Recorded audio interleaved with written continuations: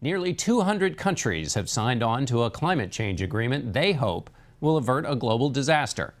Each promised to slow carbon emissions towards a goal of preventing global temperatures from rising more than 2 degrees Celsius, or 3.6 degrees Fahrenheit, above pre-industrial temperature levels. These targets are non-binding, and there's no enforcement mechanism to punish those who don't keep their promise. Secretary of State John Kerry, who led the U.S. delegation, compared the effort to moving the biggest battleship in the world.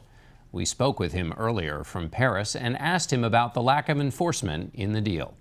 Well, it's possible that a country will slip, but to get an agreement with 186 nations signing on to a uniform system of required mandatory reporting by which they can be held to a standard, and also to be able to have a very ambitious goal and have the flexibility that we have in this agreement to be able to meet those standards is essential. And so I think it's a breakaway agreement which actually will change the paradigm by which countries are making judgments about this. The most important thing, John, that really happened today is that the business community of the entire world is receiving a message about countries now moving towards clean, alternative, renewable energy and trying to reduce their carbon footprint. That is going to spur massive investment, and it's technology. It's American ingenuity and creativity that is really going to solve this problem. But people expect somewhere in the vicinity of $50 trillion to be spent over the course of the next 30, 40 years. That is going to be an enormous transformation of our economy, and all to the better, because it will reduce our dependency on foreign fuel, it will increase our security, it will provide for our environment, cleaner air, healthier people. There are just all kinds of pluses, and in the end, it's going to be a job creator. What signal does this send to the coal, oil, and gas market? We're going to continue to be pumping gas and using gas and oil for years to come. But what it does is it signals that there's a transformation taking place, and people need to diversify, people need to look for cleaner ways of doing things. I mean, we commit a fair amount of money to the effort to find clean coal. And if we can burn coal in a clean way, then coal could conceivably have a future under those circumstances, depending on the price. But more and more energy production is going to become price dependent. The president sees this as a critical transformational issue for the American economy.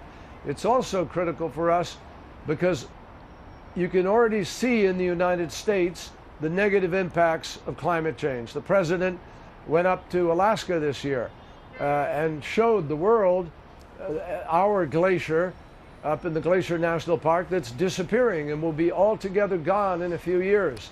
That's happening around the world. One last question, Mr. Secretary. You spent a lot of time talking to Muslim nations and paying attention to America's image in Muslim countries. What effect does it have that there's a conversation about banning Muslims from coming into America? Well, let me be very direct. I believe that that kind of a ban is contrary to American values. It's contrary to our Constitution. But I also think it's a very dangerous foreign policy, because it says to those in Islam who are trying to exploit people and recruit foreign fighters and otherwise, it says, look at America. Here they got a guy running for president who is waging war against Islam. That's their impression. It's exploitable, whether he intended it or not. And it allows for recruitment. It allows for America to seem like it is indeed discriminatory against Islam, against Muslims, and it is highly discriminating against many Americans and others who are Muslim, and many people in the world who know that their religion has been hijacked and who want to recoup it. So I think it's got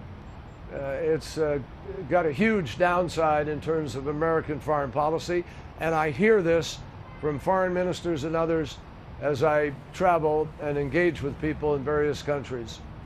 Secretary John Kerry, thanks so much.